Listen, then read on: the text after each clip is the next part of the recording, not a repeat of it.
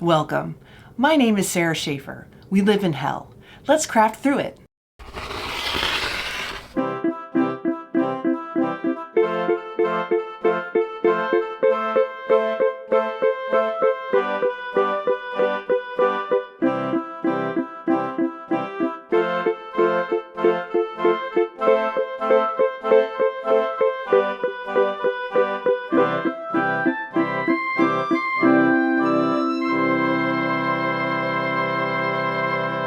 Testing, testing, 1, 2, 3.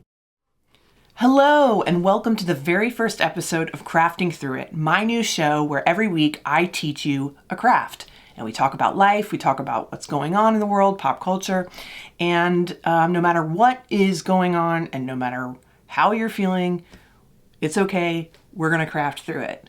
And I'm coming to you from my craft room in Richmond, Virginia, in the region of Richmond, Virginia, which is where I'm originally from. I moved back here last year after living in New York for like 10 plus years and then LA for 10 years. If you don't know me, I really got my start in the world as a comedian and then a TV writer. And I had a lot of my dreams come true in that world. And I'm still doing that kind of stuff here and there, so check it out. But I'm also really enjoying making things with my hands. I've always been a crafter, interested in a million different crafts. I honestly think in the past few months I probably have ADHD that's not diagnosed. We're working on it. We're working on it. We're trying to figure out what's going on, what has been going on my whole life. But basically, I just love making stuff, and I go through phases where for a long time my craft was crocheting, and I would crochet on New York City subway and make blankets for people.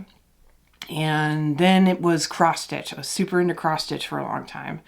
And then I would say I've always loved miniatures, and I've collected them my whole life. I had a dollhouse when I was growing up. And so I have a bunch of that stuff from growing up, but I didn't get into making miniatures until, like many people who picked up a new hobby during the pandemic. And that is when I really went crazy on miniatures for a long time. And miniatures I really like because in miniatures, you are utilizing a ton of different skills. Anything that you're making in full size and then you make in miniature, it's a lot of the similar skills. And in fact, sometimes it's harder because you're working in such a small scale. But you need to know how to cut wood, how to glue things, how to build things, how to design, how to even crochet, stitch. So, I mean, just everything you can imagine, paint. And that is why I basically realized we're going to need a bigger craft room, right? My whole life as an adult, I have never had my own office or craft room. It's always been just like a corner or part of the main living space, kitchen table. And it's always been a mess. And my husband, I mean, he would always have points where it would break him, and then he would like make me get rid of it or clean it up, and then it would spread, and it was like entropy. Anyway, part of the reason I wanted to move away from Los Angeles was because I wanted my own craft space really badly, and we could afford it here in Richmond. And if you've heard anything, things in Hollywood and LA aren't great right now, and it's been a lot of different factors leading to that. I mean, the main culprit is capitalism, let's be honest. But growthism is what I've started to call it, because capitalism, I think, is an overused term. Growthism is when it's for growth at all costs, growth of profit. And it's fundamentally the same as capitalism, but I think it's more specific that makes it make sense to me. It's like a term that I read about a while back. And growthism is when you have to keep making more and more money. You can't just make the same amount of money. You have to grow and increase profits again and again and again for shareholders. And that growthism is totally responsible for so many of my problems, but everyone's problems and the whole Earth's problem. Growthism is a huge part of climate change as well. Anyway, I don't want this show to get political too much, but I'm not going to be able to hide it sometimes because crafting is political, whether you realize it or not. When you see a craft that someone has made, it can tell you a lot about that person. Like if you see someone who has spent a lot of time making a live, laugh, love sign, that tells you some things about them, right? If you see someone's car and you can tell they just went crazy with the Cricut machine and they've got a million different decals on there that they clearly made themselves, that tells you something about them as well. Anyway, I don't want to linger on politics, but I'm also not going to pretend to be like politics free, because I think that's impossible. But I don't want this to be a doom and gloom place. I want it to be fun, a hangout. I'm not going to overly plan.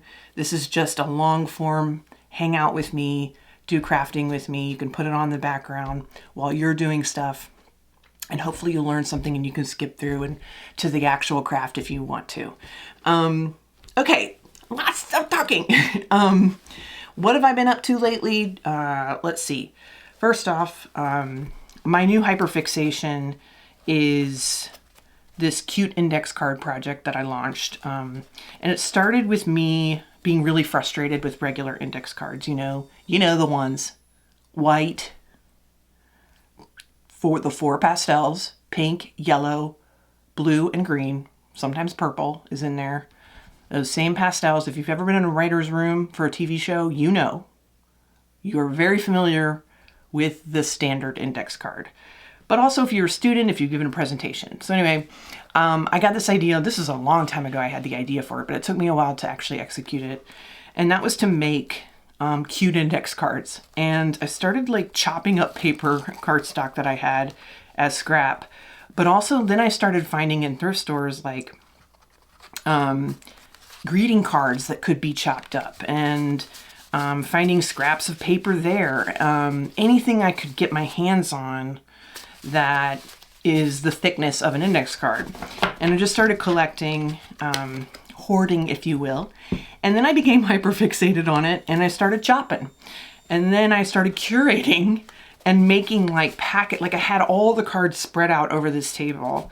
And I started making like curated packets like this, you'll see, of index cards. And it was so fun. See, some of it's from greeting cards, some of it's cardstock that I found or had on hand. I'm trying as best I can to use found or scrap or thrifted secondhand materials for this project. So anyway, I cut them all up.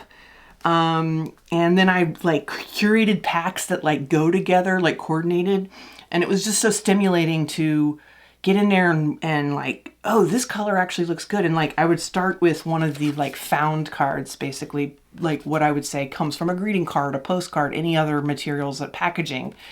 And I would start with that and build a pack of cards around the one card, inspiring. So this deck is called Right on Top of That Rose, the famous line from Don't Tell Mom the Babysitter's Dead, one of my favorite movies from growing up. And one of the catchphrases from the movie is, I'm right on top of that rose. And the phrase, I love it because it has come to kind of symbolize like a very womanly, feminine way of saying, don't worry about it. I'm on top of things when you're not. Your life is fucking chaos. And I love, it's how women bullshit. And to me, it's like it's the perfect sum up line that symbolizes women bullshitting people. Or covering your own, not covering your own ass. Bullshitting, what is the other term? Like faking it till you make it kind of thing. Anyway, so that's what I named each pack of cards. And that's what this pack is called. And I'm selling a bunch of them in my Etsy shop. This is not a commercial for it, but my Etsy shop is craftingthroughit.etsy.com. And I do intend on selling at least limited numbers of every craft we make on this show. So if you don't want to make the craft, you do not have to be a crafter to enjoy this show. you can I'm going to talk about movies and TV and all the things that I think and do. And hopefully I'd like to one day, have guests on the show and things like that. But we're starting small. I've had a lot of podcasts in the past. And when I had this idea, I thought, Sarah, are you really going to start another show that you're going to eventually abandon? Again, the undiagnosed ADHD coming in there, like hyperfixating on something and then like abandoning it and quitting it when it no longer hits that dopamine rush for me. And I thought a lot about it, and because I really wanted to keep performing in some way. I'm not in LA or New York anymore, and I'm not going to stand-up clubs every night of the week, although I am doing some shows here in Richmond. There is a nice little scene here. And I'm fine with that. Like, I don't miss the grind of stand-up at all. But I do miss performing a lot and like connecting with an audience, whether it be through camera or in person. So I thought to myself, am I really going to start another show right now, given my past of like kind of abandoning projects like this? And I thought, what were the barriers? What made me abandon those shows in the past? And one was when I would make it hard for myself to do. So I would like make it too high concept, or I would make it to put too much pressure on myself to like write what I was going to say. So whatever. There's lots of reasons why you stop doing something. Some of it is the chaos of the world and your life being thrown into upheaval. It can also stop you from doing a project.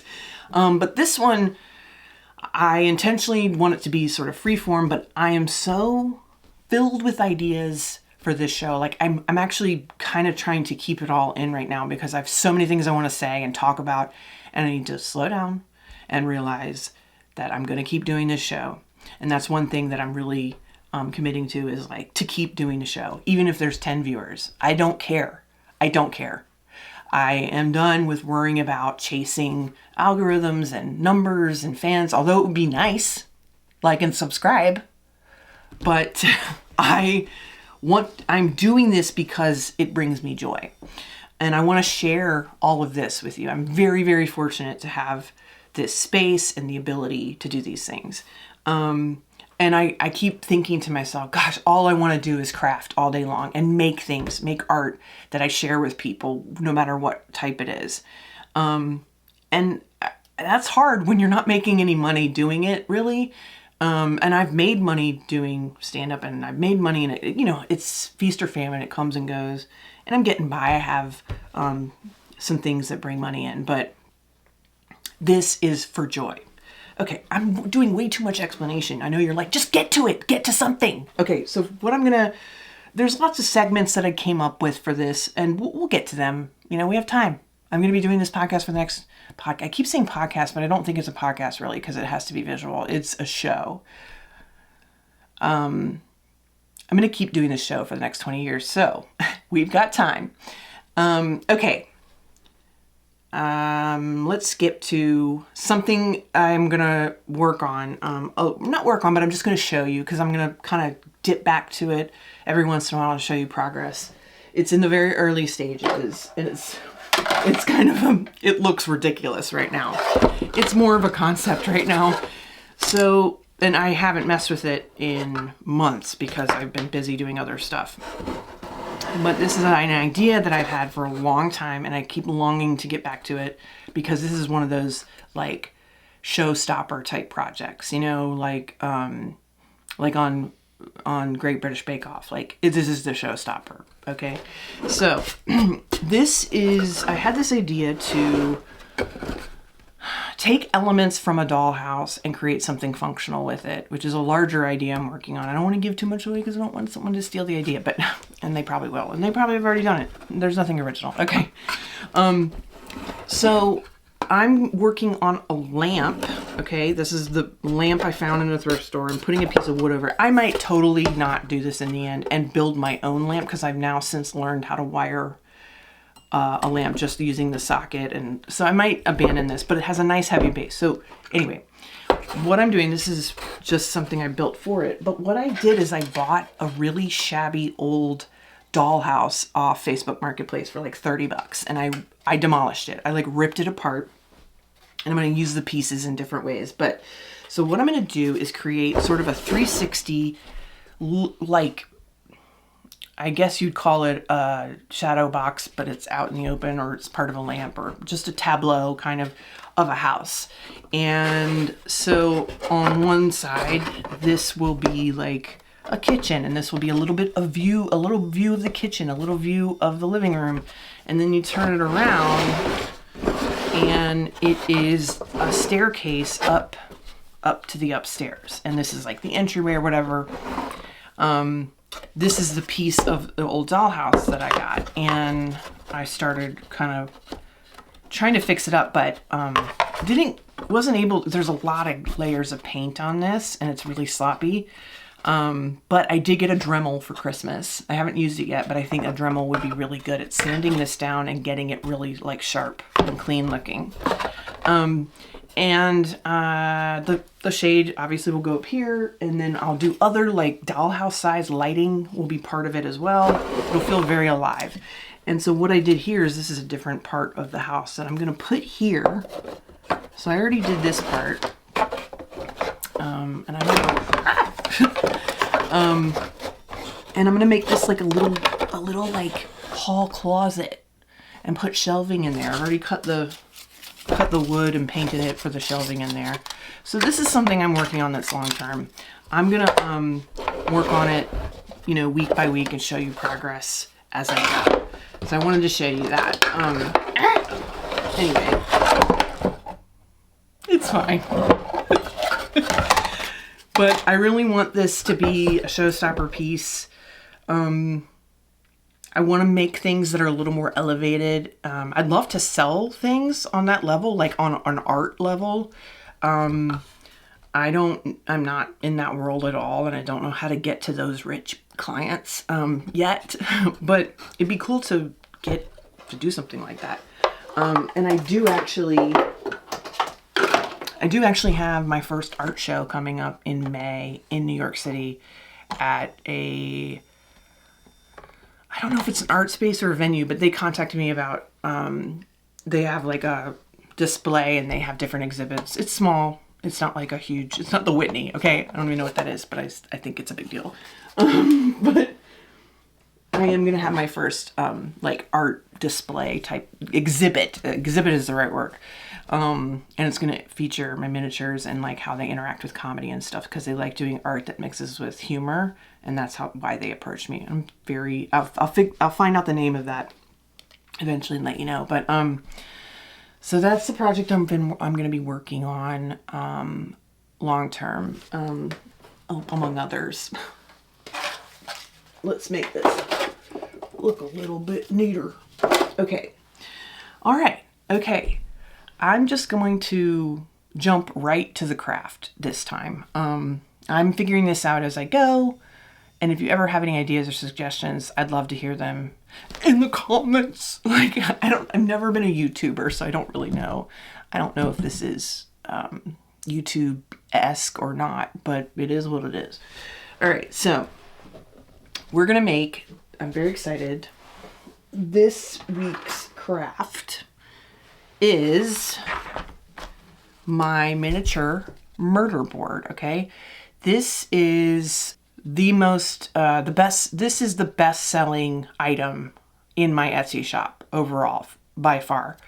It is a 1/12 scale cork board with evidence on it, with little string. It's got all the details, and it's optional if you want to put a hanger on it. A lot of people bought it as like an ornament to hang on your Christmas tree, but also you can also get it without the hanger to be like in a dollhouse or a miniature scene of any kind. But today I'm going to actually reveal the secrets behind making one of these yourself. Some people have asked me for tutorials and even like a kit, which I am excited to announce. As of this episode coming out, you will be able to get a kit to make one of these yourself, and to make it really easy for a beginner. I would say this craft is probably on the intermediate level because of certain things you have to do to get it to look like this. There's easier, more beginner versions that you could do, which I'll talk about as we go. So let's craft through it, okay? Let's make it, okay? Here's how we start. Okay, so what you're gonna need, and by the way, this is like kind of Bob Ross-esque, where I'm gonna just do the craft. I'm not going to have a bunch prepped ahead of time. I'm going to do it. It's gonna take how long it takes. And that could be boring to you, but I think it will be soothing. My hope is for it to be soothing and not boring. But I'm not gonna like do the magic of TV here and skip steps. I'm gonna show you how to make it start to finish and talk about the tools I use and stuff like that as I go. And yeah, so you can pause it, you can come back and look and check it out. Okay, so the first thing we're gonna do is make the actual cork board.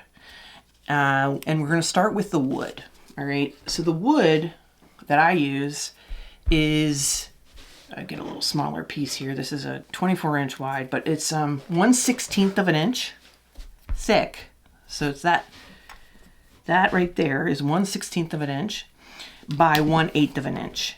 This is not the easiest size of wood to find, so I would just say go to the craft store. I got these at Blick. You can also order them online. I find this is the most realistic size for what a corkboard. I'm like looking at a corkboard in my room right now, and it is pretty true to the scale, although it might even be thinner if I was going true to the scale. So you can get this wood. What I would say is if you can't find this exact size, I would say go to this is one of my favorite things to do, go to the craft store, whatever one you shop at, and just look around and see, is there other wood that approximates this size that looks right to you? This is one of the things about miniatures that I love is I just walk around looking at everything. And even in life, like a little piece of trash on the floor, I go, oh, this looks like, here, I'll show you. Like, there's gonna be a lot of digressions here, but like I love this old little storage thing. I got it off Facebook Marketplace, it's like vintage. But like I have a drawer here, and I have a bigger collection of this stuff, but this is like plastic bits, right? And this is just stuff I find in packaging. Like, look at this. This is like a miniature little tube, like storage, you know, look at that. That is so cute. And I don't even know what that was from. This like looks like, this is a little piece of cardboard. There's just all these little pieces of plastic. So what I say is look, open your eyes in the world around you. Or this is a little bristle. Here, this is one of my favorites. This is a bristle from my brush that I use in the shower. And look at it, look. That little thing. It looks like maybe it could be like a makeup applicator in miniature, right? Like that's something, okay? So anyway, just keep your eyes open. If you see something, say something. If you see something, go, oh my God, that could be a miniature. So anyway, look around for wood that's around the size that you want. And then we're gonna measure it down to size. So I've got this cutting mat here, but it doesn't have the precise measuring that I want. So the way I do this is, first off, we're going to do, and look, I'm not an expert on every single thing, okay? So sometimes my terms are wrong and I don't know the actual like real terms or maybe even technique. Like you might watch something I do and be like, you're an idiot. There's such a better way to do that. I'd love to hear from you, but don't be an asshole because I will block. Okay, so you see how this is angled?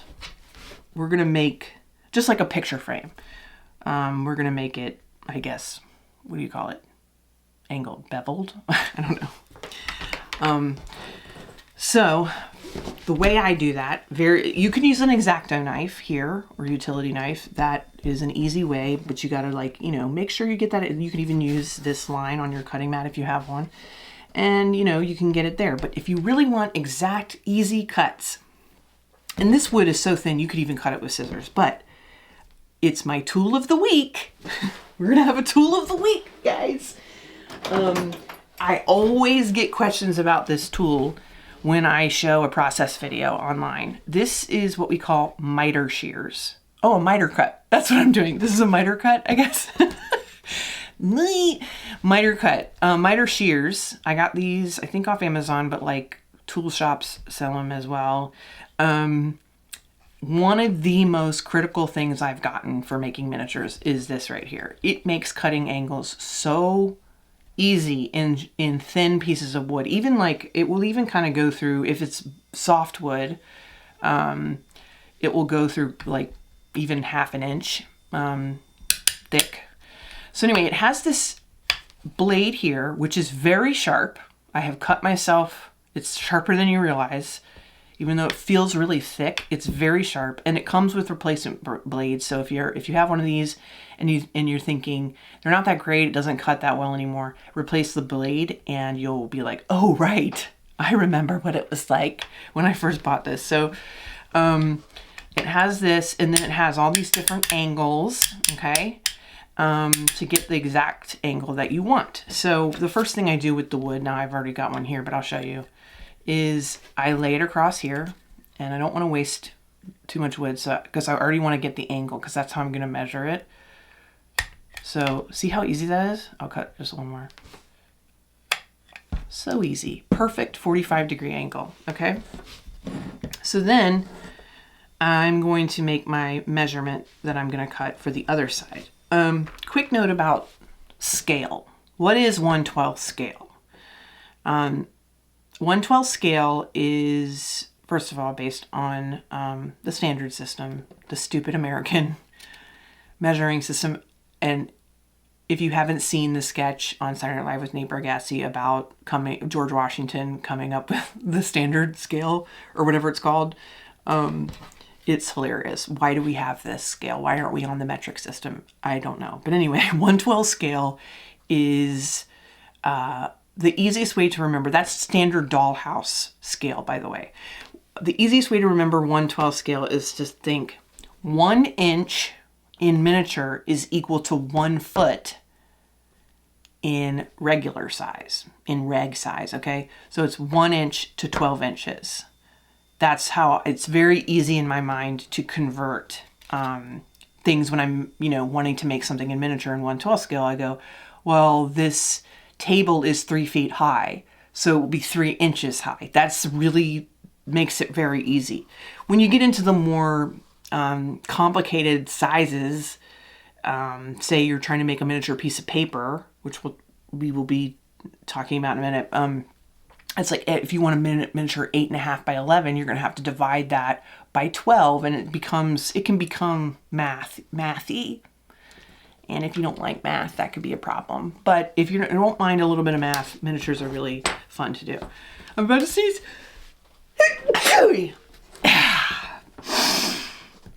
Anyway. Okay, so my murder board is 3 1/4 inches wide by 2 1/4 inches high. And you want to measure what's going to be the longest piece, longest edge. So here you'll see the longest edge. And in the end, it doesn't have to be exact, other than your 2 short pieces need to be the exact same and your 2 long pieces have to be the exact same. So if you're a little bit off, it's okay. I'll show you what to do to make sure that they match. So I'm going to measure 3 1/4, and I make just a little mark with the pencil. And in fact, what helps me when I make the cut here is I just go ahead and freehand draw my angle by looking. Okay, I go, I want it to look like that. So I go ahead and draw it so I don't cut the wrong way, and I know right how to do it. So see how it's the wrong angle there for my mark. I'm just going to switch it back to the other side, get it to line up, okay, and cut. Now, for the other piece, because I want them to be exact, if they're not the exact same length, it will get it'll turn into a parallelogram. It'll turn into one of those guys, it'll be wonky, or a rhombus of some kind. Again, it gets mathy up in here sometimes. Okay, so what I do is I just line this up right here, see? And then I draw what I'm gonna cut for the next piece. So I've got this edge that I already cut, and I draw the line there to be the exact. I might be skipping ahead a little bit, but that just gives you the idea of how to cut it.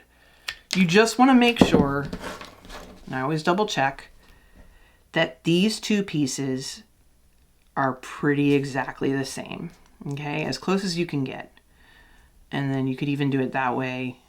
It's a little off, but it'll be okay for this. The glue can sometimes be a little forgiving for you. Okay, so those are your long pieces. And your short pieces, you're gonna do the same thing.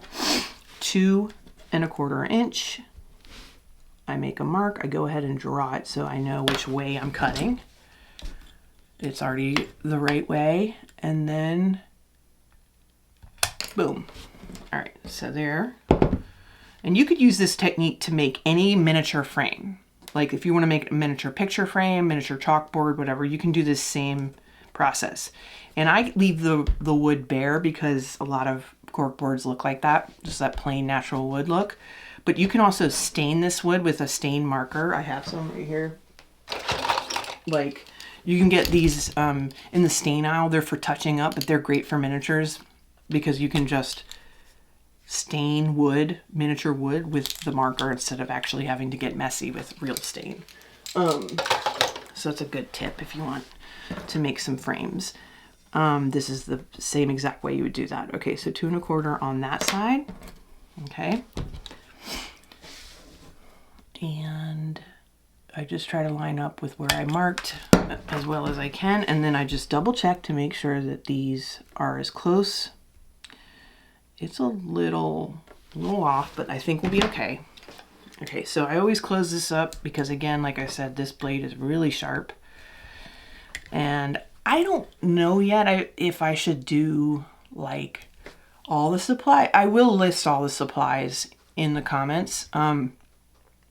But you know how people always have a link to Amazon and they do affiliate links, and I think you can make money doing that. But I hate Jeff Bezos, so I don't know.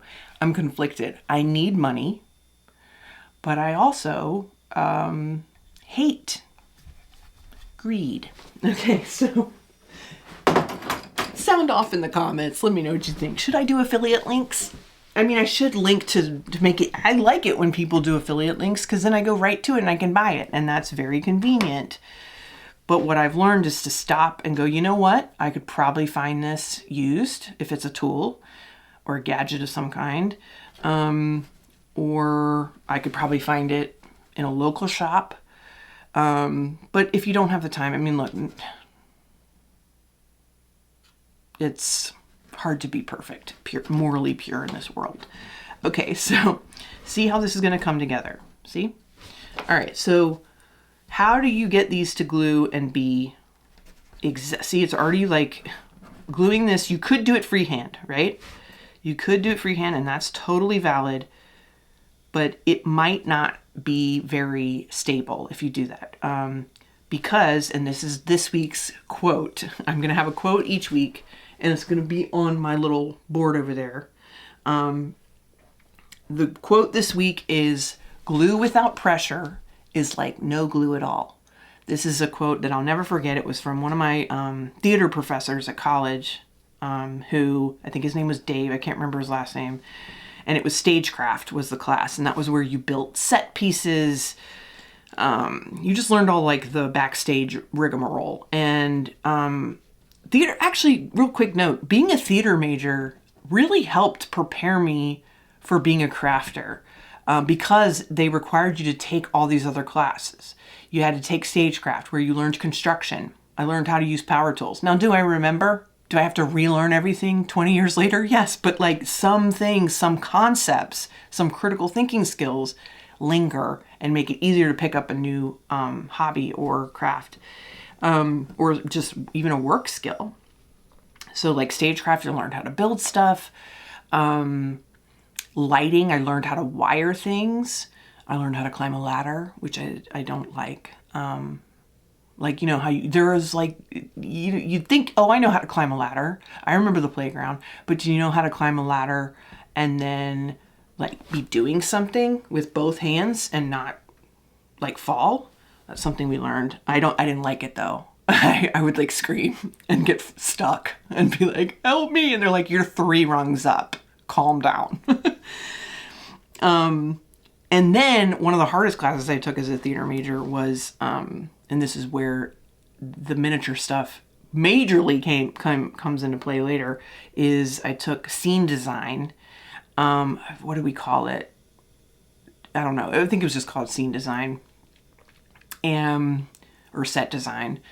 It was such a notoriously hard class, and the professor, I can't remember his, Bledsoe maybe, he was so old, like, but he was also, I don't know if he was even that old. He was just like a chain smoker. He would smoke in class and he would go around the room and like look at what you were doing and he'd be like, F minus. Like, and it was just very discouraging. He did not give me any compliments, and it was hard to get a good grade in that class. That's why a lot of people like didn't like to take it. So they didn't major in theater because they didn't want to have to take that class and bring down their GPA or something. I don't know. Anyway, that class was really hard. And we learned drafting. It was like architecture in a lot of ways. We learned how to make a scale model, and you had to like paint, hand watercolor your scene ideas, like storyboarding. I mean, it was very old school. We were not using computers. It was all by hand. It was 1892. Okay. No. But yeah, it was really cool. But it's a lot of the stuff I learned in set design is applicable in model making and miniature making. So like I said, we will digress quite a bit. Okay, so anyway, glue without pressure is like no glue at all. This is a tried and true piece of advice that I got when I was like 19 years old, and it has come into play so many times in my life. So if you were to glue this just as is and just left it there, it might look straight to you, but the moment you pick it up, it's just gonna fall apart, or it's gonna be wonky. Like it's literally gonna do this, okay? So how I do it is I have an actual tool for this, but you don't need this necessarily, but it is very helpful to make, and this is really beat up, but I wanna call this a magnetic jig. Link below, guys. Link below, whatever it is. But it's magnetic and it's got corners that are right angles, and it's a really great way to get a very sturdy, firm pressure on a corner glue, and that it will come out a perfect 90-degree angle. So the glue I'm using, another thing that people always ask me about, is where did you get this glue with the tiny tip? Okay, it's precision, barely art craft glue. It is a miracle. So I started making miniatures and I was just using like Alien's craft glue or like, you know, just regular craft glue, and it works. It's great glue, but it comes out thick, and I was trying to like dilute it and get it into a little like this type of thing, like, and that wouldn't work, and it would just get gummed up. And it was just a mess, and it didn't work, and couldn't get those little tiny, I just spent a lot of time cleaning up glue, okay? Or it would like dry gloopy or something. And in miniatures, you just need everything to look really, really neat and precise. So I found this glue, probably from somebody else's video online. I noticed it and looked it up, clicked on their affiliate link. And it's like just the perfect thinness to come out of this tiny little tip. And you have to be sure to not lose the pin that it comes with. This is one that I had to replace because it's really annoying when this thing gets dried glue in it to have to clean it out. Okay, so I use this jig. I put one of the pieces in. I get a little dab. See how small the dot comes out and how it's just so precise? I love it. Okay, so I get a little dab in. I put it right there, nestle it in. Ooh, nestle it in. You can use like tweezers or something to push it. This is a little bit gummed up from a lot of use. mass producing these things. I have a whole, I'm doing this the slow way. We had a whole other system where like Scott would glue the frames. He'd make like 100 of them in one sitting, and he'd have all 4 going here, and it was like an assembly line. And but today I'm doing it like one off. So we're taking our time. I also like to try and see this pencil mark. I like to try and make that face down. So, because I want my front to not have pencil marks. So as long as I don't see it facing up, I know that I don't have pencil marks on one side. Oh wait, I meant to put that. Okay, well, whatever. We're gonna put that there for right now. That's fine. And then I just get glue on both ends of each. Look for the pencil mark. We're good, clean. Just, you don't have to get it super tight yet. Just line it up. And then you could probably also use some other tool. Like I have these clamp thingies. This might not work for this small of wood, but I have these right angle things that you could maybe also use and like clamp. There's other ways to get a right angle. But this is such a handy tool if you're doing a lot of stuff like this. Okay, get a little bit of glue. I see the pencil marks. I'm going to face it down. Ooh, we got pencil marks on 2 sides. So I'm just going to erase that, because perfection is key. By the way, you do not have to be as obsessed with perfection as I am. And I'm probably less obsessed. I mean, I've seen some miniaturists out there that I'm like a 3-year-old with, you know, finger paint compared to them. They're so amazing. But this is my standard. Okay, so what I'm going to do is I take these magnetic pieces. This is another magnet that I found. It's a clip, but it has a nice straight edge, because this is what it comes with, these little squares. And then I push it up against. You can push pretty tight. You're going to get it really tight. And I get it. Now I look at it to make sure that it looks right. Okay, a lot of this is eyeballing. That looks very nice and rectangular to me. There's times where you get it in here and it looks crooked. And that's because your pieces are not the exact same measurements. So this will give you a sense of it. Did you cut it correctly? Now I'm thinking about with the kit to provide these pieces for you. So if you're someone who doesn't have these tools, you might be able, I don't know what I'm still putting it together, but by the time this comes out, you'll see what I ended up providing. If you want to make it yourself, without having to own all the different tools and stuff. So here you can do a little bit more precision if you want, and use one of my other favorite tools to for crafting. These are called orange sticks. They're usually used by manicurists to like clean out under your nails and stuff, but it's basically like a bigger toothpick with a flat beveled end, or whatever the term is there. And it's just great for doing all kinds of different things in crafting. In this case, I'm going to use it to kind of clean up the glue. So there's a little bit of glue like bulging out of the corners, and I just use this to clean it out. Whoop, see, I got to be careful. And I just use it so that there's no goopy looks, because again, in miniature, every little mistake looks really obvious. So, you know, it doesn't have to be perfect. I mean, this isn't perfect. I see mistakes on this, but I'm just giving you tips in case you do want it to be perfect. Okay, so that's got to dry. And I told you we were going to make this in real time. So I'm going to set it aside for maybe 10 minutes, probably less. I don't think we needed to set it down. But in the meantime, we can do other things, which is exciting. So first off, you're going to cut a piece of cork.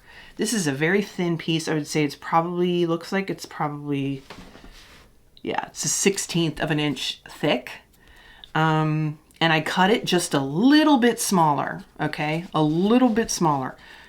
This is such thin wood right here that you do not want to go too much thinner, or it won't cover the back of the thing. So just a tiny bit. In my kit, I will have the measurements exactly for this. I did do the math, but So you just make it a little bit smaller than your frame. So I got this a roll because I make a lot of these. I get the cork in rolls from like Michael's or Joann's. And always use a coupon. Never pay full price at those places, okay? Always use the coupons. Get the app, get the rewards. No excuses. That's the real price. The discounted price is the real price of the thing, okay? Okay, rant over.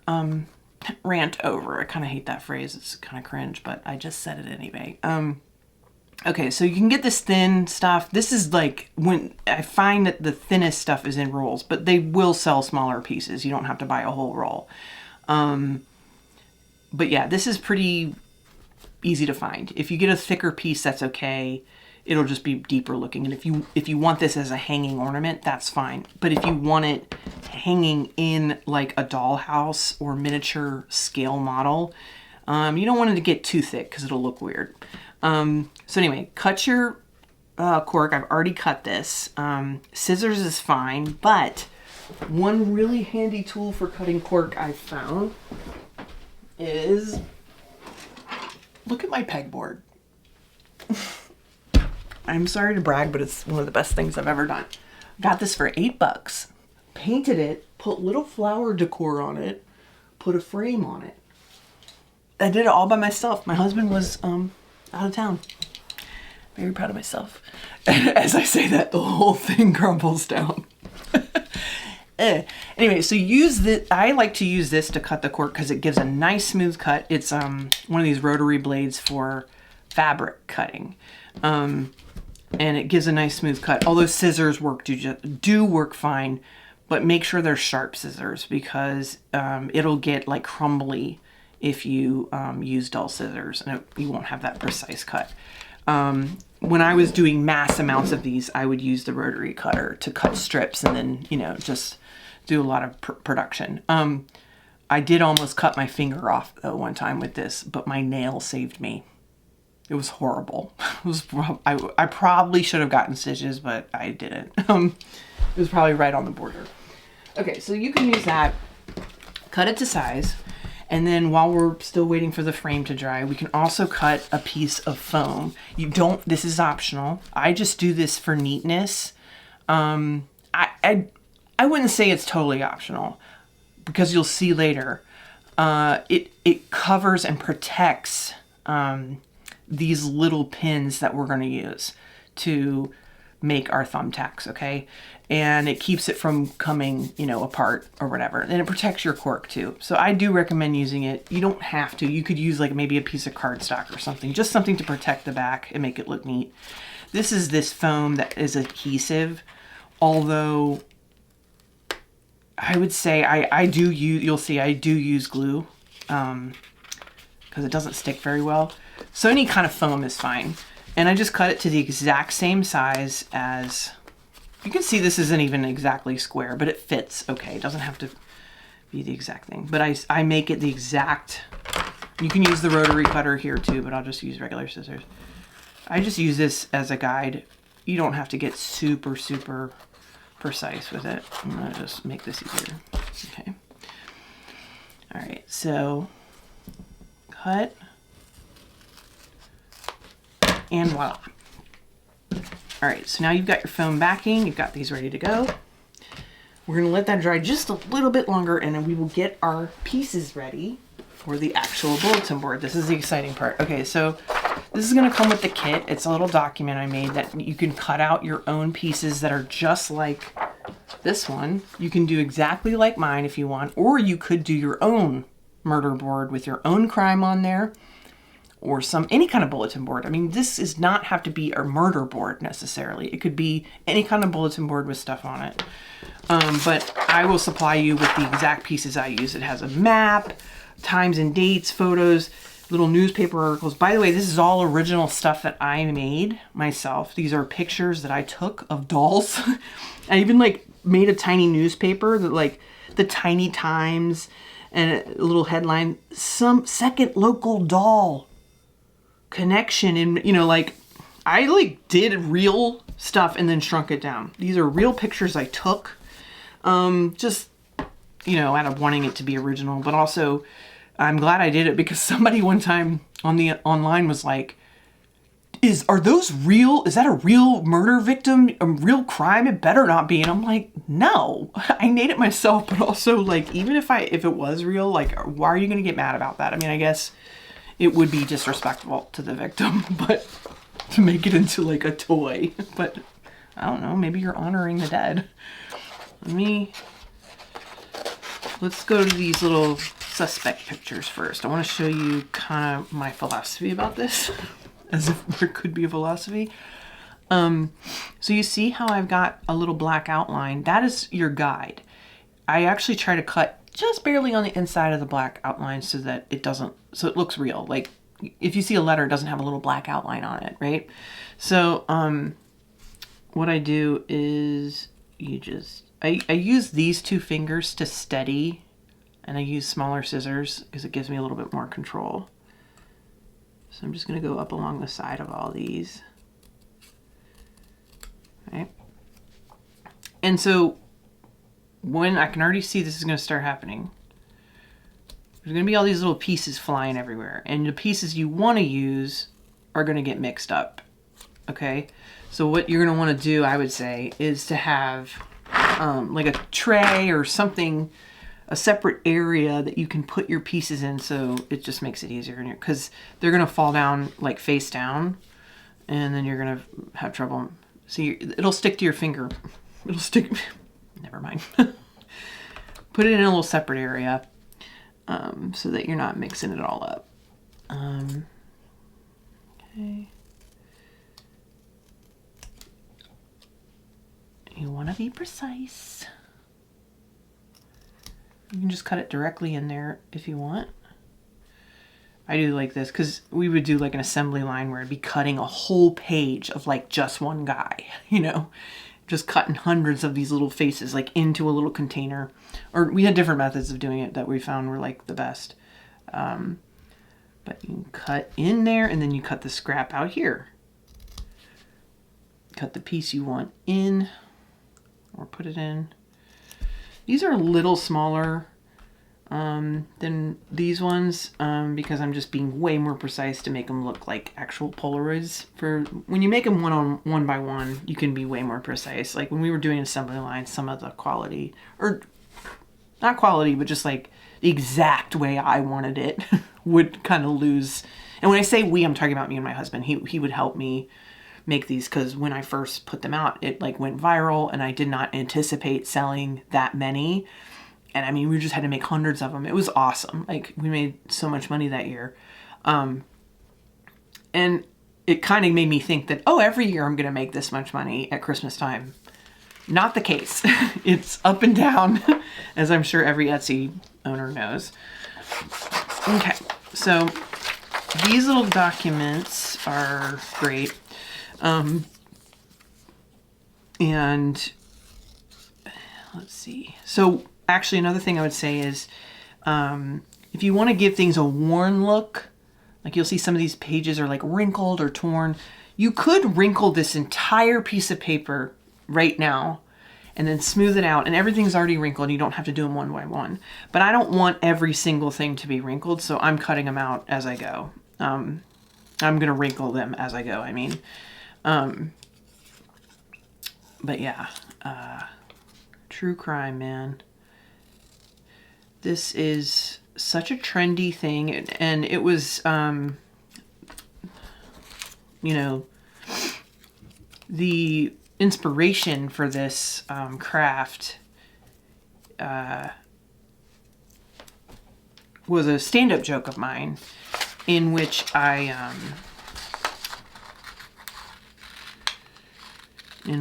talk about murder boards. It starts off as a joke about conspiracy theorists and how they're taking over the country. And this was a few years ago. And little did I know how far we would go, right? I did not know it would actually go this far. I mean, I should have known, and I guess I did, but like, here we are. It's a great, I'm proud of that joke. It's in my half-hour special, which I think you can watch online somewhere. But it's also on my album, Live, Laugh, Love, which trolls thought that I actually named an album Live, Laugh, Love sincerely. And I'm like, I'm a comedian. Don't you think that's me making fun of it? Whatever. I understand.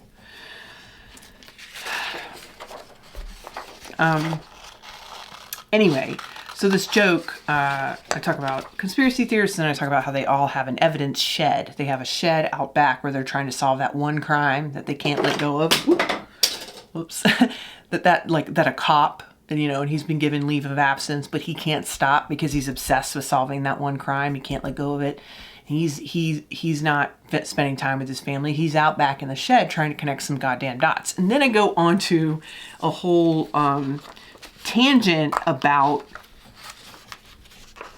murder boards, evidence boards. And I say, those boards where you're trying to solve a crime.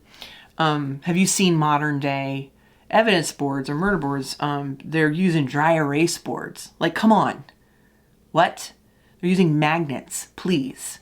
If you really cared about solving that crime, you would get out that red string and you would tie it around each piece of evidence, tied around each thumbtack, connecting each piece of evidence like you give a damn, or give a shit, depending on if I was doing it on TV or not. You'd be waking up every morning, you'd be going to Joann's Fabrics every single morning, preparing for the day. Sorry, I kind of butchered my own joke there, but anyway, that was the inspiration for this entire thing. And it was sort of like that was a commentary on like a zeitgeisty like image in pop culture, the Pepe Silva meme, which by the way, I did do a custom Pepe Silva for Charlie Day, a miniature one, which was very cool. I'll share the link below. You can check it out. His coworker commissioned it from me, and it was awesome. But it had if you've seen that meme, it has hundreds of pieces of paper on it because it's the size of a whole wall. I mean, I went really detailed. I tried to make it look exactly like it. Very proud of that one. Anyway, so murder boards, very zeitgeisty. I think I came out with this at the exact right moment. I'd never seen one in miniature before. Now I've seen a lot of different miniaturists doing these kinds of things. But I was first. No, I probably wasn't, but I was the first one I think that was out there, seeping into the ether of people buying miniature versions of it. True crime. It's everywhere right now. I'm not a true crime junkie, or crime junkie, I guess that's the name of the podcast. I dabble. I've solved a few cold cases, on my couch. But yeah, no, I'm not super into it, but I'm more of a ripped from the headlines girl. And if you know what I'm talking about, if you are one of those, which is you like Law and Order, and all the franchises of Law and Order. Love a Law and Order. But I've been watching it's newer to me. I think it's been on a couple seasons. It's on Fox, but now it's on Hulu. It's called Accused. And it's I would say it's a cross between Law and Order and Twilight Zone, in that it's like Law and Order in that it's a procedural about somebody who's committed a crime, or accused of a crime, and combined with Twilight Zone, where every episode is standalone, totally different cast, and but each episode someone is accused of a crime. And I mean, it's it is definitely it screams network TV for old people. Some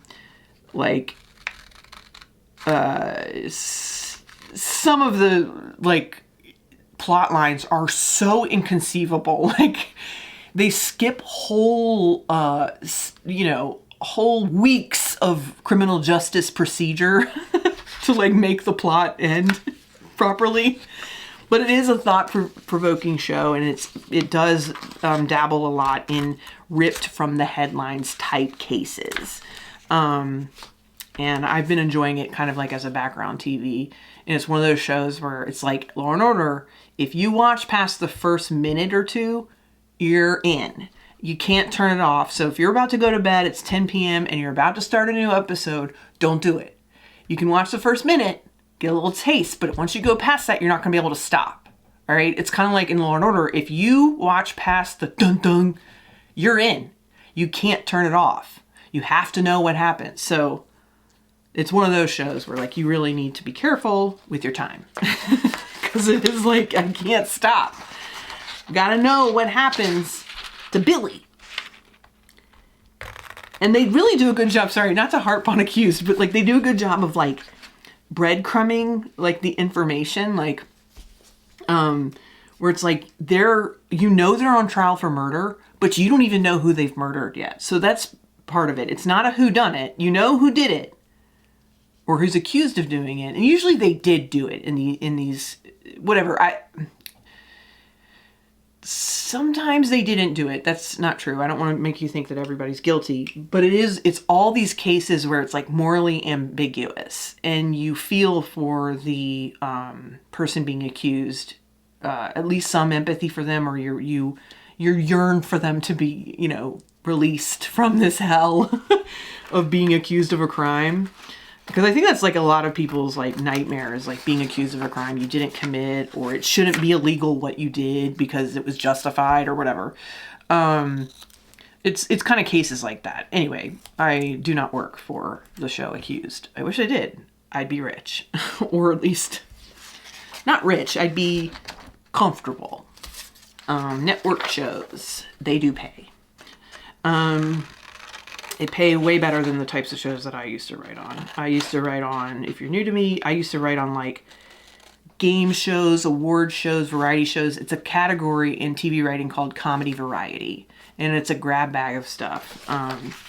And it's a wild west of TV writing because the jobs can be like 2 weeks, 1 week, 3 months, 6 months. It could be a late night talk show and you could work there for 20 years and be very wealthy. It's a really wacky up and down, especially in this climate. It's extremely competitive. They're not buying, there's less talk shows now. The staffs are smaller. They're buying all these game shows, but then they don't really have writers for some of them. They'll just have producers.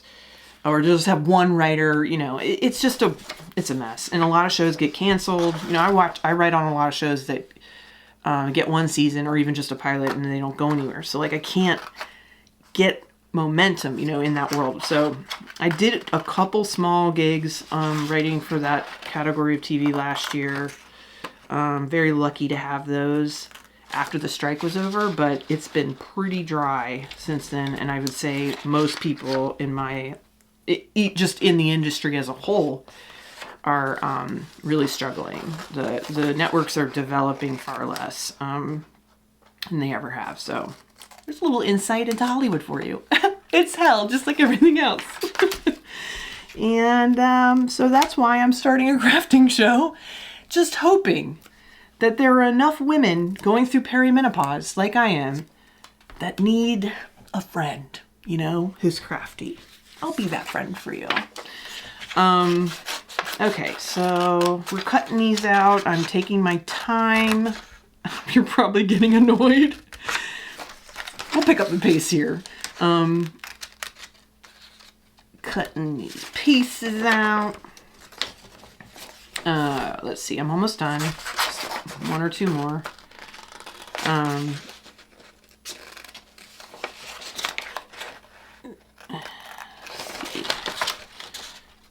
Anyway, trying to think of something to say. No, I have plenty to say. I have plenty to say. But that's the thing with crafting. Sometimes you don't want to be talking while you're crafting. And that's normally the mode I'm in. I'm not usually doing this, and I'm not with people usually when I'm crafting. And I just get into a zone, I guess they call it flow state, deep work or something. I don't know, some trendy term. But I love that state. And for me, it's like I get like when I was making the index cards, I'm still like hooked on it a little, like it's got its hooks in me, and it's like all I want to do. It's drawing me there. And I'm learning that if you do have ADHD, which I do think I do, no official diagnosis yet. My psychiatrist we're trying some things, seeing what helps, what doesn't. too much information? I don't care. But one of the things is that you have like dopamine, or you have attention dysregulation. It's not that you don't have attention, that you don't have like the ability to, it's not that you don't have an attention span, it's that you aren't able to regulate your attention. And that's related to dopamine in your brain and stuff like that. And basically, so like if you have a new hyperfixation, which is the term when you like get super obsessed with something, like my index cards, and you just keep hitting that because it feels good. And you, and then you get bored of it and you turn away, but it's too much. Like I get so obsessed with one thing that then I'm putting literally everything else in my life on hold. It's like tunnel vision. I'm like avoiding responsibilities. It's hard for me to like, not that I'm a dirty person. I mean, I am white. No. But like to even take a shower, like I'm annoyed by it. It's just, I do it, but I'm like annoyed by it. And I do wash my legs, but I'm annoyed by it. I don't want to be doing it. I'm a 48 hours. Every 48 hours, I must shower, like wash hair, basically. I will shower more often than that if I've broken a sweat, but that's not very often these days. Need to get back into the exercise routine. You know what I'm saying? But I have a 48 hour, like it's literally like clockwork. When I hit the 48 hour mark, it's all I can think about is I need to take a shower. I feel greasy. I feel disgusting. My ears, anyway. So I'm a 48 hours, especially to wash hair. I will shower more often when need be. And when I get in there, I wash my whole body with soap, wash my face. I use baby shampoo as my face wash because it's a lot cheaper. It's very gentle. I have always had pretty good skin post acne, right? So I'm trying to I'm going to age naturally. We'll see what happens, what it looks like. Let's move on. But when I say age naturally, I always think of my friend Beth Stelling, her stand-up joke. You should look it up, about aging naturally. It's the opening of her last special, I think. I think it's the last special. It's so funny. It's her being like, I'm going to age naturally. I mean, I'm butchering this, but it's like, I'm going to age naturally. Somebody has to.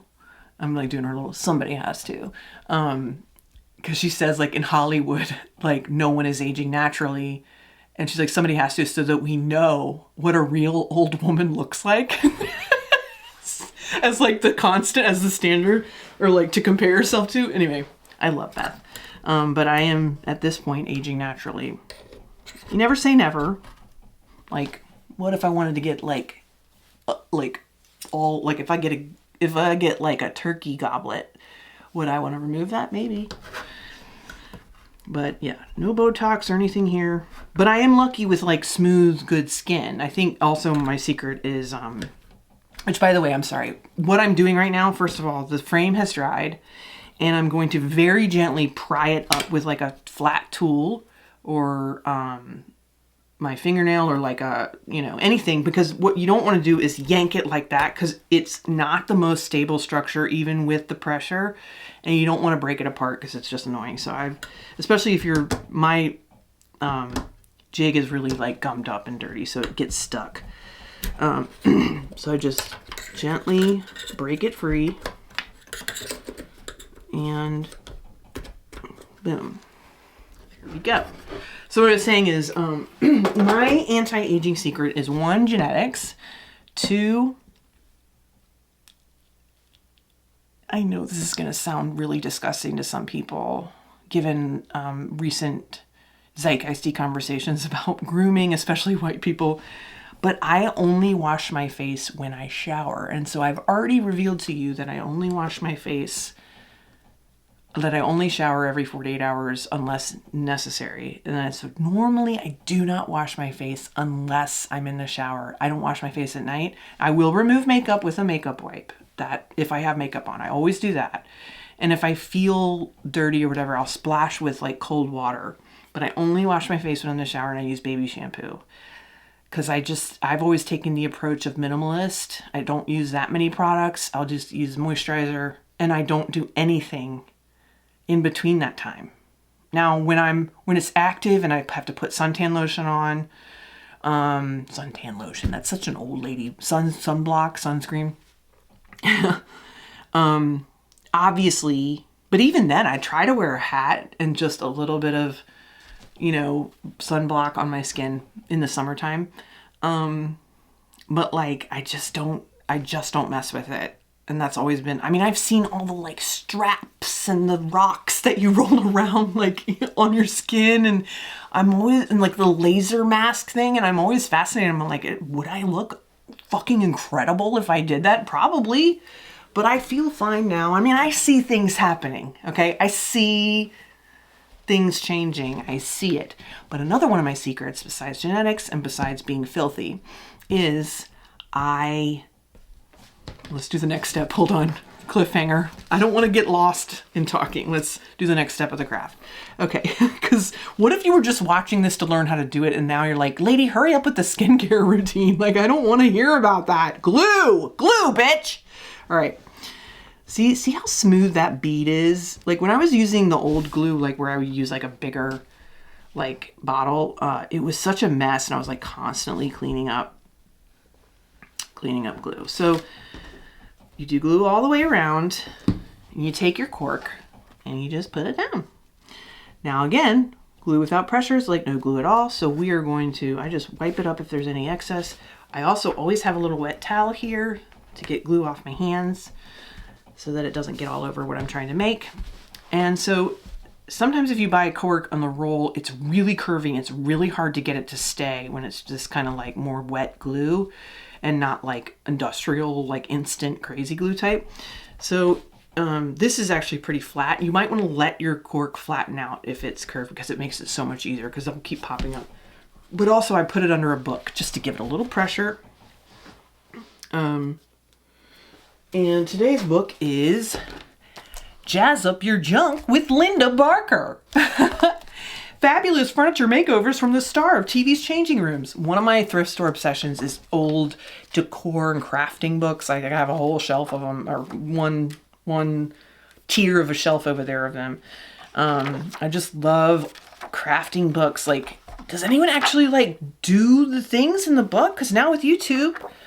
But this is from 1999. I have some much older ones too. They're so fun. I love them. So just put the book there, let it sit for a minute.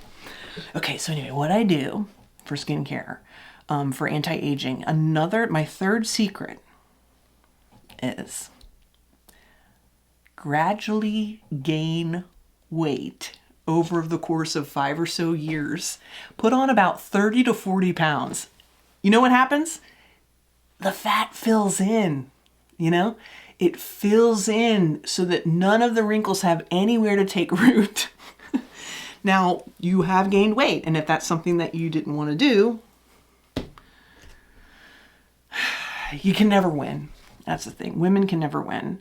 Speaking of which, did you see the movie? Fuck, I'm so much like my mom. I'm already becoming her, where it's like, did you see that movie? It had that guy in it.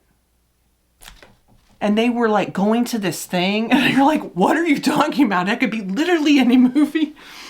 The Substance. That's it. The Substance with Demi Moore. Freaking maybe in my top 3 of the year last year. Loved that movie so much, but and without giving it away too much, it's really great message about the standards of beauty for women. Great movie. Let's move on from that conversation. I know you're just jealous if you don't like my skin. No, I'm just kidding. Okay, so we've mushed that down. While this is mushed for just a minute, pressured, I'm just going to crinkle up some of the papers that I want crinkled up. So I'm going to get this one and then flatten it out a little. I'm going to fold the map, because maps usually have like a fold crease in it. So I'm going to give this a little fold, press, and then just open it back up and like kind of flatten out. Just it has that slight little look of realism. It makes such a difference if you can do stuff like that. I'm going to even tear a couple of these. I actually think I'm missing one, but I can work with what I have. I'm going to wrinkle this one, give it a wrinkle.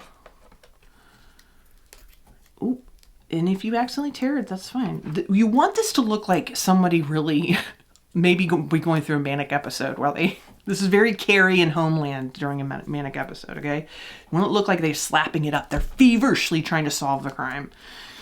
Okay, actually, I forgot to cut these tiny little pieces, which are a real pain.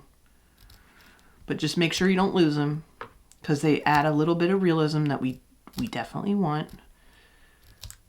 It's like got little times on it, dates. It's like little notes, like little like tabs, like sticky notes. Okay, so I've got my pieces all prepped. I think this is fine because it was already pretty flat to begin with, so it'll just be kind of sitting there while we do this. Okay, now you can see there's a little bit of like glue debris, which I don't love, but you can clean it up. If it looks really dirty from the glue on the front side of it, you can always take just like an emery board, or like a really light sandpaper, and just sand it a little bit if you wanted to. Just be very gentle because you don't want to break stuff. But I'm just going to leave it there for now and silently hate myself later when I look at it. I also watched the Martha Stewart documentary a while back, and I keep thinking about it because I never like knew that much about her, and I love her, and I never felt, maybe because of the age when she kind of rose, I wasn't someone who was like trying to be a mom or have a career, you know. I think I was a little younger when all that, but no, I mean, I still absorbed it up high school, college, you know.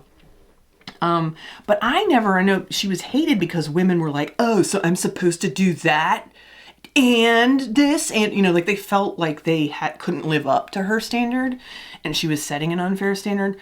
I took it completely different. I was like, it's aspirational. It's like, wow, look what you could do if you wanted to.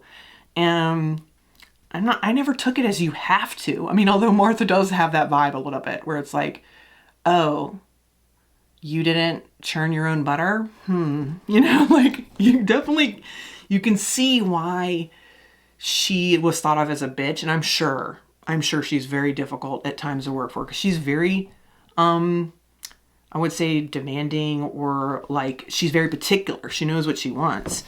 And I thought the documentary did a good job of pointing out how that the double standard of like when men are like that, they're not like hated or called, they're called like, you know, geniuses and business geniuses, whatever. Okay. Love Martha Stewart. I don't even know why I brought that up. Okay. I'm on a roll here. So here's how I glue the pieces on. You might have seen me already starting it. I put the glue not on the piece, but on the corkboard where I want the piece to go. And then I pick up the piece with tweezers, and it's much easier to place than having glue on it and trying to press it down. There's glue on your fingers. It's a mess. Don't do it. All right.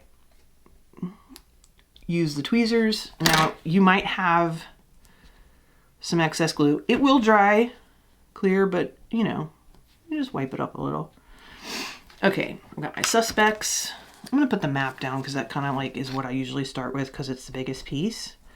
And this is really just however you want it. Like this is your creation. You don't have to do it the way I do it. But one thing I recommend to give it that realism is let the pieces, don't glue everything totally flat, because that's not how bulletin boards look. You can see little shadows behind everything. You know, no one's gluing down something 100% flat on a cork board. So, and you could put tacks. We'll get to the thumbtack part later. You could put tacks on everything if you wanted to make it look like this person is only using thumbtacks, but I kind of let it go where like maybe they used a little bit of tape, you know, because I was like, you'll see, I can't do this, 50 times per board. All right. So do give it a little pressure. It will dry and be fine, but sometimes these pieces will, because the cork is like very absorbent. So I put the glue down, and if it's a bigger piece, it's easier to just press it down without using tweezers. But when we get to the small pieces, you'll see how much better it is to use tweezers. And again, you don't want it to be too perfect. Let your edges sit up a little. Give it that texture. Give it the 3D nature. Okay. All right. And this is like my favorite part because it's just so easy. Although when Scott was the one, we called it gluing, like get to gluing, you got to do your gluing. And he would like have like 16 of them set up and put glue, like for the suspects. He put glue, a dot of glue on each one, and then just boom, boom, boom. Like he had it down to a whole system there. All right, let's put our suspects on. We've got, I named them, let's see. We've got Gary, we've got Chad. These are some classic names. I could probably be more original. We've got Dan. And then we've got Keith. Now I think it's probably Keith or Dan, but time will tell. We're gonna crack this case. Whoever it is, they murdered Victoria, and we are looking for justice for her. She was an innocent doll. She did not deserve to have her head ripped off by another doll, by a cutthroat, evil, potentially serial killer doll. We were trying to connect it to some other murders, but nothing. Could be a copycat, you know? So you always gotta worry about the copycats. Dang. Just always throwing a wrench in it, you know? Now I gotta solve 2 crimes? Well, I guess you're always solving 2 crimes. I gotta find 2 murderers? Now, you can see the glue gets absorbed very quickly into the cork sometimes, so you might need to reapply. And see, that's like a little askew. That's okay. That looks like, you know, somebody slapped it up there. Or it's starting to fall because you've been trying to solve this case for about 20 years. And it's, you know, it's going to haunt you. Let's put this here. It's okay. It's fun to like have it sort of go to the outside a little of the board, like of the border, like let it hang down. Gives it nice realism. Sometimes they don't want to stick. So just hold it there for a second. And use your little wet paper towel. This is one of those like new eco towels. They're like really crusty and hard when you buy them, and after you wash them, and you're like, what the heck? But then when you get it wet, it's like a chamois, and it's like holds moisture. Like this has been holding moisture for several hours. All right, let's see. Keep gluing. Spread them out. Angles.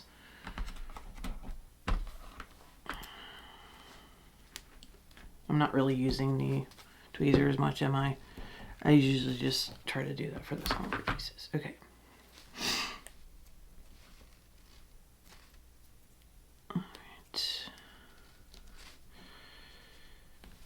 All right. We could add a little more. Now, I could only do so much, you know, for each one because it was just gonna take too much time to glue that many. But like, you can totally add more, like, and make it look really cluttered. Like that I think would really help to add to the craziness of it. And, you know, if you're not scaling down and making your own, you can look for like little fine print on like packaging, like that tiny font on stuff. Cut that out and put it. You can't really read it unless you're like really looking. So if it just looks like papers on the bulletin board, it looks really good. Okay, great. So now these teeny tiny guys, what I do is I put a dab of glue everywhere where I want one of these little notes.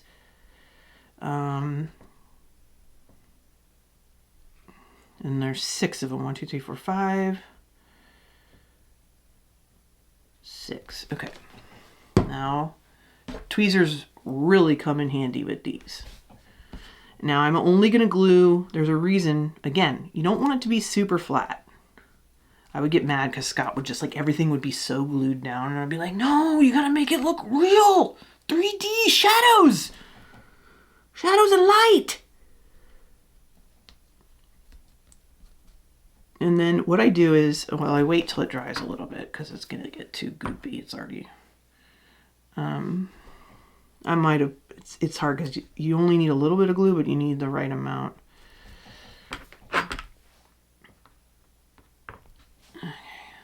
And my finger usually is just sticky enough to pick it up and let me put it in the tweezers exactly the right angle. Now I'm just gluing down the left side, and I'll show you why in a second.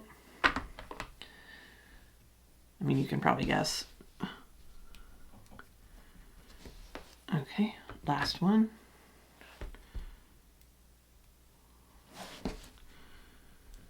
Okay, now what I'm going to do is I'm going to go to each one. If I can, it might be stuck. And I just sort of lift up, try not to put too much pressure because see, I'm like, you might make it actually like rub off because it's too gluey. But just lift up, bend up the right edge a little, and it will look more like a little Post-it note if you do that. Gives it the texture, the 3D nature. All right. Now one more paper trick that I do is I'm going to add 2 Post-it notes that I'm going to make from the life-size version of those. I'm going to make a regular square Post-it note. It's hard to write on a loose little piece of paper, so what I do is I actually write what I want to write on it before I cut it. You could do it up here or down in the corner. I usually use the corner. Well, I'll do like a whole strip of them if I'm doing a big process, but I'll put, let's put DNA.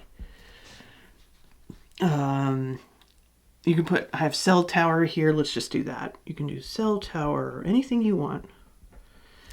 It's your crime, Have fun with it.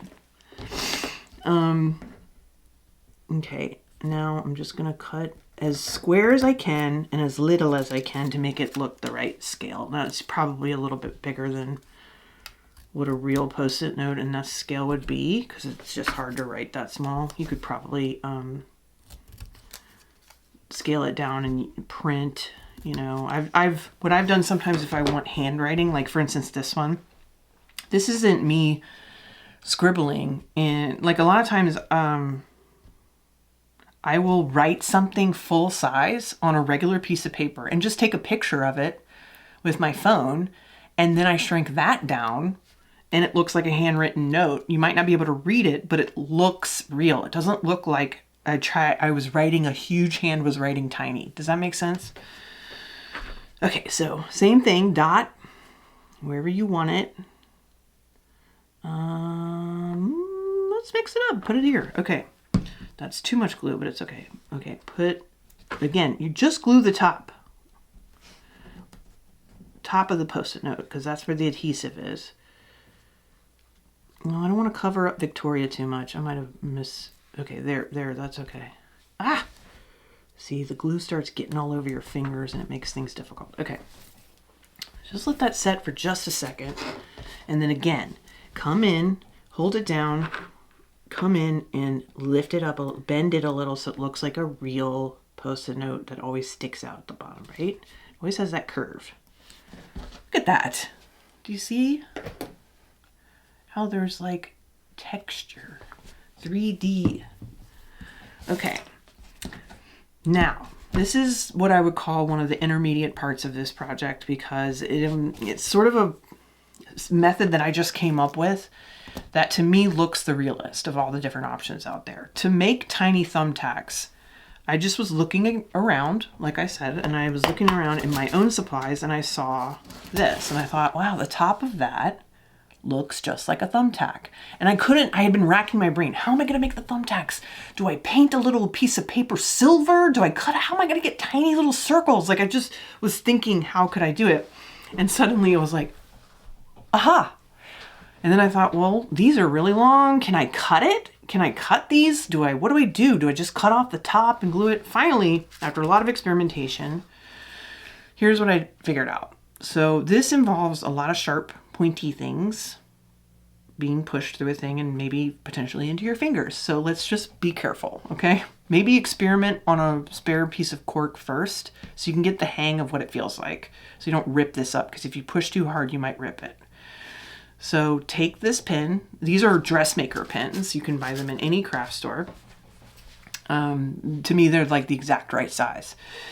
So you put in where you want it and just push gently, gently, gently, gently, and push it about halfway through.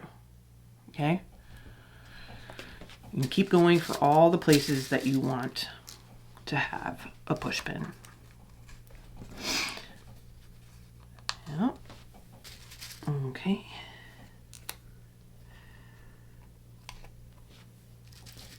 And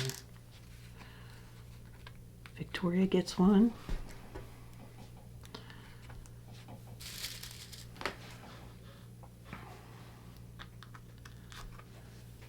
See, you're kind of making a little garden of sharp things on the other side. So just be careful. I've done this a lot, so I know exactly where to put my fingers to avoid getting stuck. Okay. I think that's all I want. Now, once you're done, you kind of have this little thing. Then, to do the red string, you make sure you don't push them all the way in. Leave them up like that. And then you're going to take some red string. This is embroidery floss that I take out one strand of. You could also use red thread, sewing thread. This is a little thicker, and I think it looks a little bit more, has more oomph. And you want to take a needle. I would use a thin one because you don't want to make too big of a hole in your cork. So I'm going to do this one. Now, I'm going to tie a knot. A knot only is for me, it just tells me where to stop pulling. I feel that little bit of resistance from it. It'll pull right through if I pull too hard. It's not supposed to be like, you know, a Gordian knot. It's just there to kind of tell me. And I did a triple because I couldn't get it to where I wanted it. But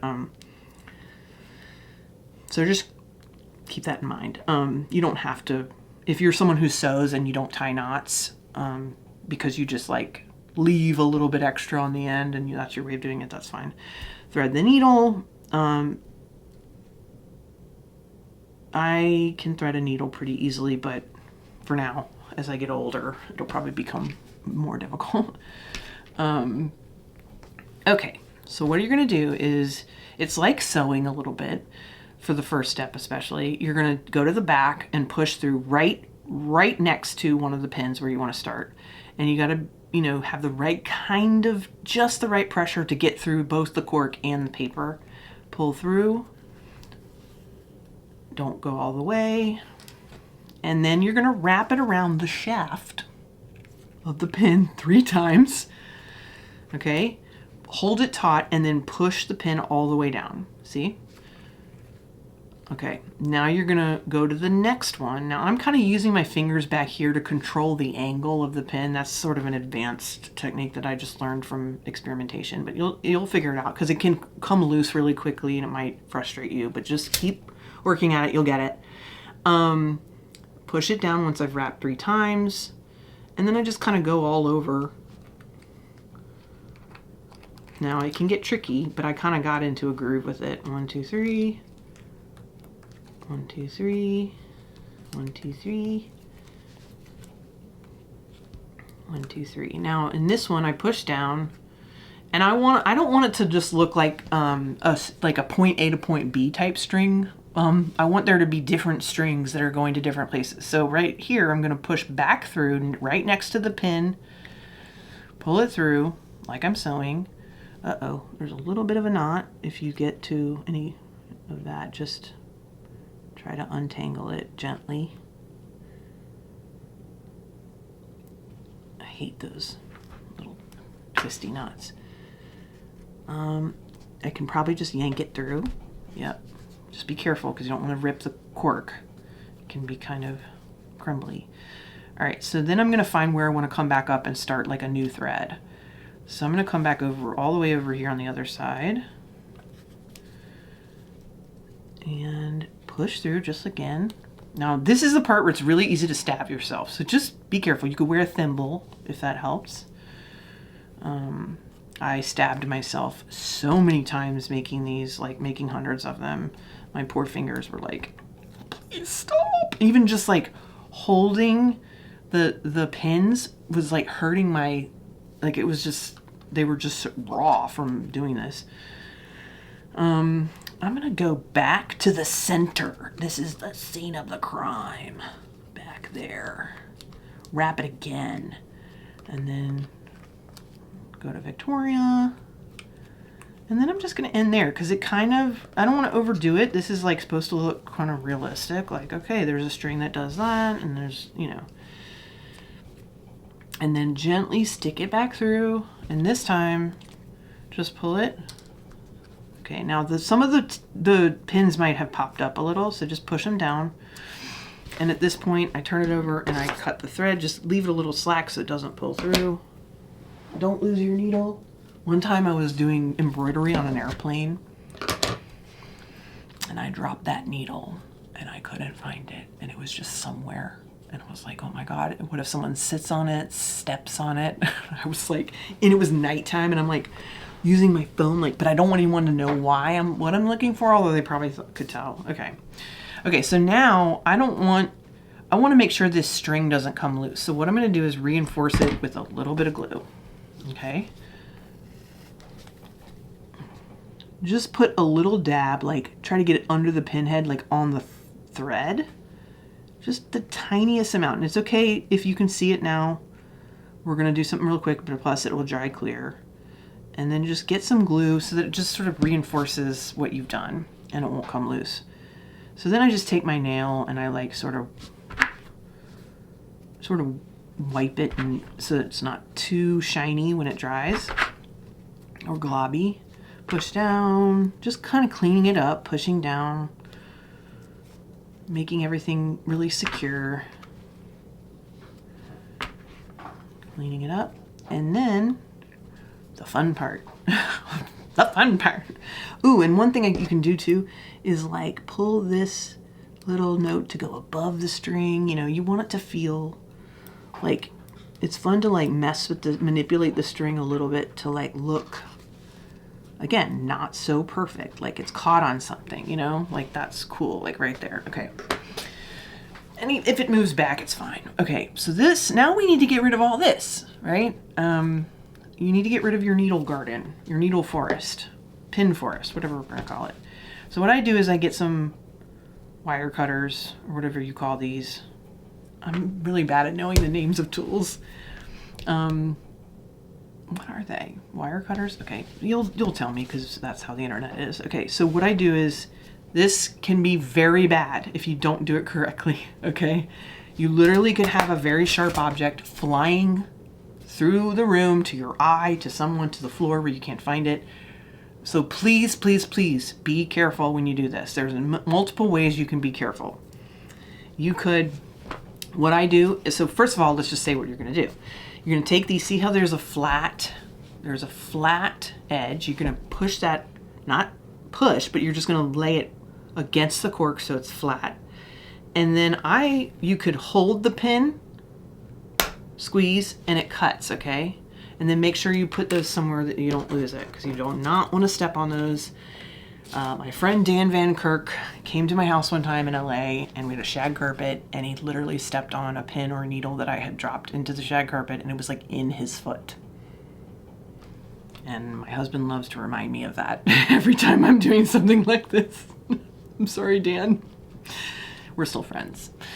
Okay, so you can also like kind of cover it with your hand, although it could fly and actually like hit you. I mean, it's not like bullet speed, but it's not pleasant. So I usually hold the pin, and that keeps it from flying. You could also, like, if you really wanted to protect yourself, you could like get a piece of cardboard, you know, and cover it up. And you see how it sort of ricocheted there? That kept it from flying, but it will go flying. So just please, please, please do not do this unless you're comfortable doing it. Now there's alternatives. If you don't want to do this, you know, they do sell like really teeny tiny little nails, like for dollhouse stuff, for glasses, like those tiny little screws and stuff for your glasses. Like you could use those and like stick them in, but the problem with that is you're not going to be able to get that tension on the string. And that you could probably still make it look real, but it would be this is the best way I have found. So I'm sure there's other ways, but this is a way that I like, and there's something satisfying about it. Okay, so now those little tacks now, the thumbtacks, they're gonna stay in there, but I like to reinforce it just so they don't pop out. And you could use regular glue here, but it's metal, and so I bring out the big stuff. This is E6000. It's leaking. It's a mess. It's really smelly. It's toxic. Make sure you have a fan running. I probably should have one, but I'm only going to use a little bit of it, so it's probably fine.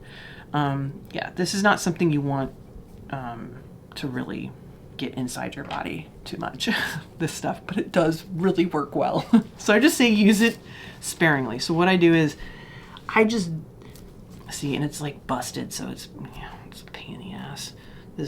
That if anyone has like hints on how to not have these things fucking bust open before you're done. You see I have duct tape from another rupture, but you can see it's like gobbling. If that happens, you could always oh my god, this is infuriating.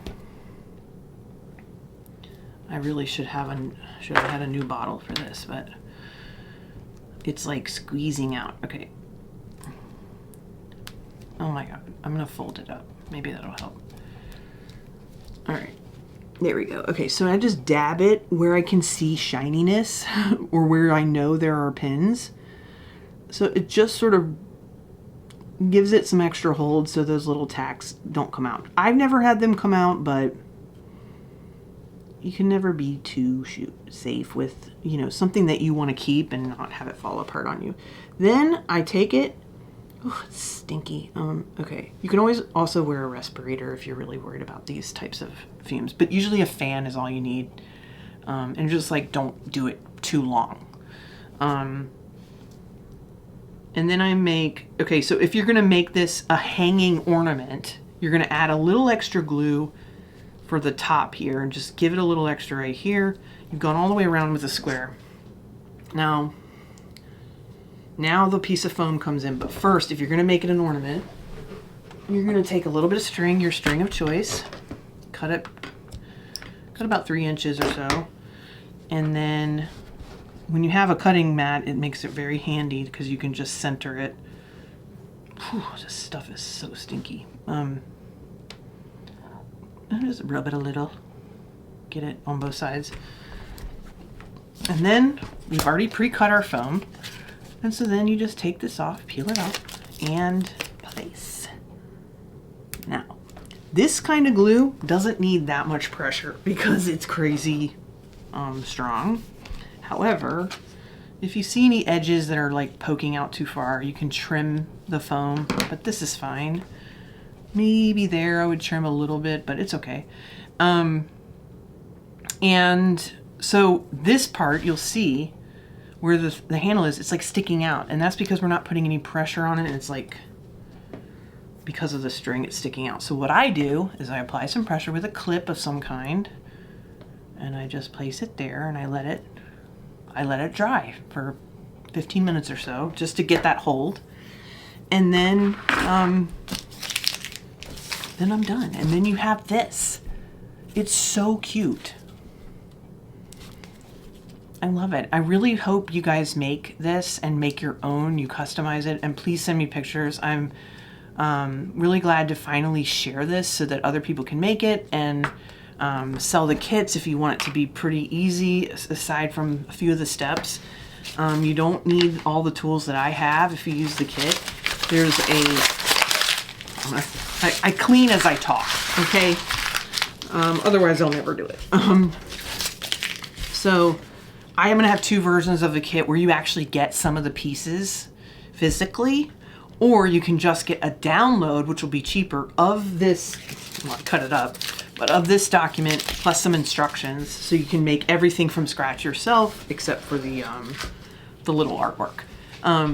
So yeah, there you have it. We have the murder board, 2 of them. These are actually spoken for, and somebody ordered these, so I'm gonna send them out. I can't believe it. I did my first episode. I've been working on this for so long, of just, conceptualizing it and being so excited. Now it's finally here. And who knows? Maybe this is boring as fuck. But again, there's so many morons out there, no offense, doing really long form web shows or podcasts. And I thought, why not me? I will join the army of morons, and I'm glad to be here. So we're going to do this every week.